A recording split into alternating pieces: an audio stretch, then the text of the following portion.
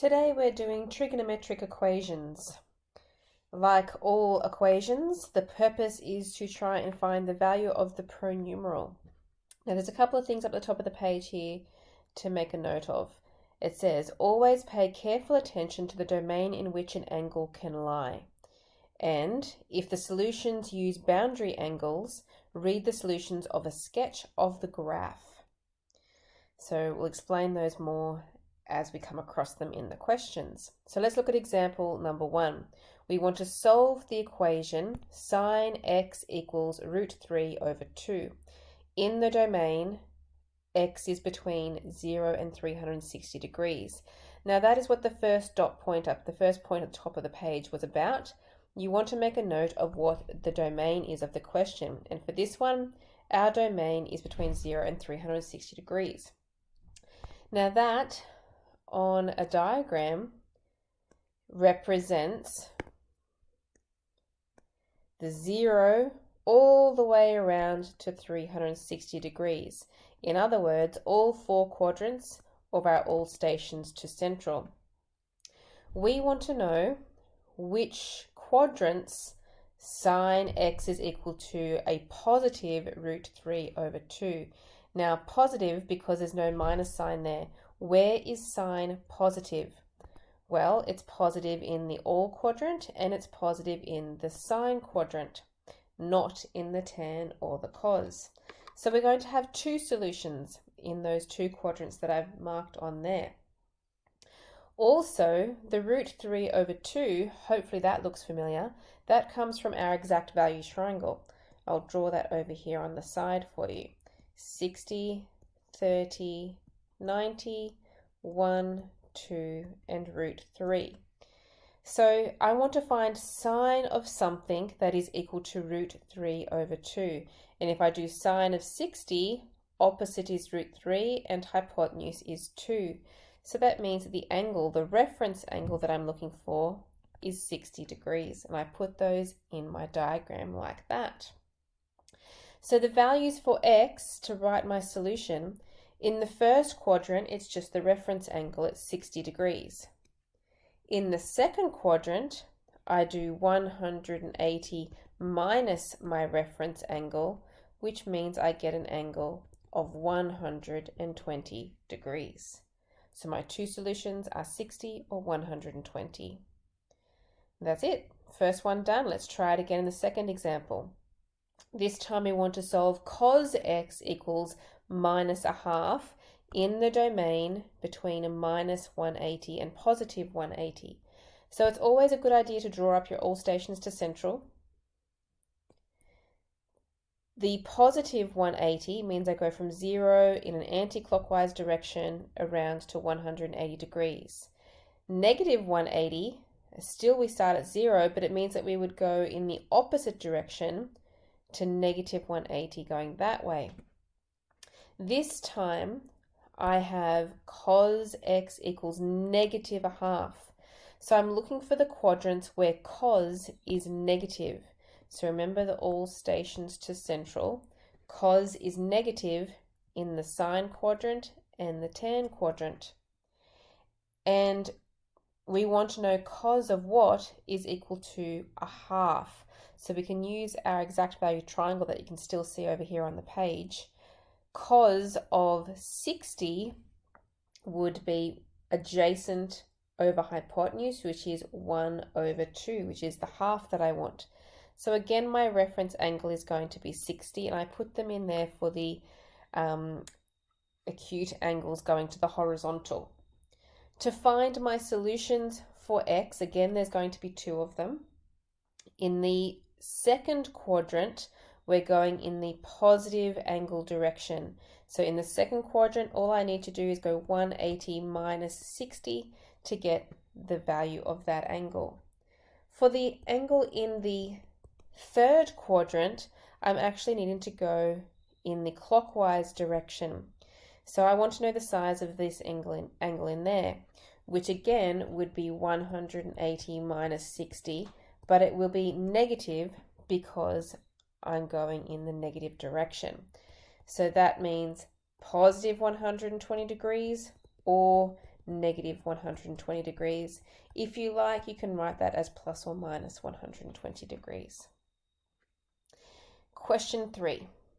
Tan x equals minus 4 in the domain between minus 180 and positive 180. So again, with our all stations to central, we're going between 0 and positive 180 in the first two quadrants, and 0 and negative 180 for the third and the fourth quadrant. So this time I can't use an exact value triangle to get a value for my reference angle, because 4 is not something that's in one of my exact value triangles. But I can use normal trigonometry to find out tan of theta is equal to 4. Don't worry about the minus sign, that just tells us which quadrants we're in. But we want to know what tan theta is equal to find the 4. So I just need to use my calculator to do that. I will go shift tan of 4 equals, and I'm going to do this to the nearest degree, that's 76 degrees. So that means my reference angle is going to be 76 degrees. But which quadrants am I in? Now it was tan x equals negative 4, so I want to know what quadrants tan is negative in. It's negative in the sine quadrant, and it's negative in the cos quadrant. And then I can put my 76 degrees in there. So finally, to find my solutions for x in the second quadrant, my value would be 180 degrees minus the 76. Or for the solution in the fourth quadrant, I need to know the angle coming backwards, which would be negative 76 degrees. So my solutions are positive 104 degrees or negative 76 degrees. Over the page to question 4. Solve the equation sine x equals 0 in the domain x is between 0 and 720 degrees. Now, as soon as you see a number in there of 0, 1, or negative 1, then they are going to give you boundary angles. So they're the 0, 90, 180, 270, and 360 answers. These were mentioned at the beginning of the lesson. To solve these, we need to know what the graph of the trig function looks like. The sine graph, because we're doing sine x, looks roughly like this. So we want to put 90, 180, 270, and 360. Sine starts at 0, it'll go up to 1, back down to 0 at 180, down to negative 1, and back up to 0 at 360. There's a very rough diagram of my sine graph. So from that graph, I'm just looking for where it is equal to 0. They're the y values, which are here, here, and here. Okay, so that means my solutions for x are 0, 180, and 360. However, I've only drawn my diagram up to 360 degrees. My domain that I'm looking for goes all the way up to 720. The sine graph will keep repeating itself over and over again. So all I need to do is add 360 to each of my results to find more solutions. Now I don't need to do 0 plus 360 because 0 plus 360 is 360, which I already have here. But 180 plus 360 gives me 540, and 360 plus 360 makes 720. So there's actually 5 solutions to that equation, all those ones written there in orange. Let's try question 5. solve cos x equals -1. Okay, so again, that -1, as soon as I see that, I know I'm looking at boundary angles. And again, my domain is between 0 and 720 degrees. But this time we're doing the cos graph, so let's draw another sketch.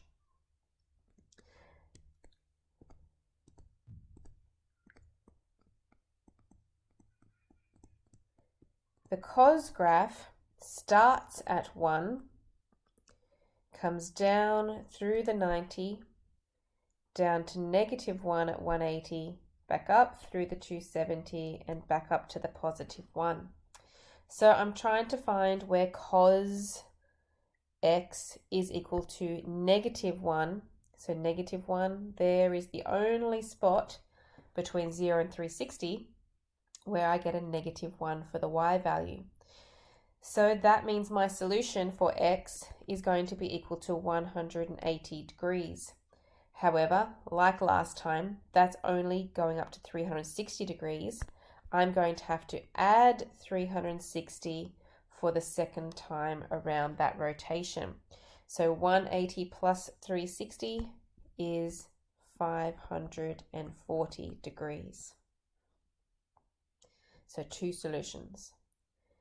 Question 6. Solve 2 cos 2x minus √3 equals 0 for the domain x is between 0 and 360. So the first thing you want to do is you want to try and get everything away from your trig function. You want your cos by itself as much as possible. So let's move the √3 across to the other side. So that's 2 cos 2x is equal to a positive √3. Then I can divide by the 2 that is at the front. So that's cos 2x equals √3 over 2. Now you can't move the 2 that is in front of that x because it's in there with the angle. You can't divide that out. But what we can do is we can say let u equal 2x, so that I'm now going to have cos of u is equal to √3 over 2. Now that I can solve. The √3 over 2 hopefully reminds you of our exact value triangle again. So that's the 1, 2, √3, 60 and 30. And we also need to know what quadrants we're going to be in. Cos it's a positive √3 over 2. So where is cos positive? It's positive in the first quadrant and the fourth quadrant. Then we want to know cos of what gives √3 over 2. Cos of 30 gives adjacent over hypotenuse, which is √3 over 2. So it's going to be 30 degrees in these little angles in there. So that means I can find solutions for u. So in the first quadrant, my solution is the 30 degrees that's in there. In the fourth quadrant, it would be 360. Take away the 30, so it would be 330 degrees. However, there's one extra little catch to these questions. Originally, my domain was between 0 and 360 degrees. That's for x. I'm trying to find x between 0 and 360. But I don't have x. I had a 2x, which means I want to multiply both sides by 2. 0 times 2 is still 0, but 2 times 360 is 720. And that 2x, that's the u there that I've put into my equation. So I actually need to solve u between 0 and 270 degrees, which means I need to go around that circle a second time. Or in other words, add 360 to each of these answers here. So 30 plus 360 means I'm going to have 390. And 330 plus 360 makes 690.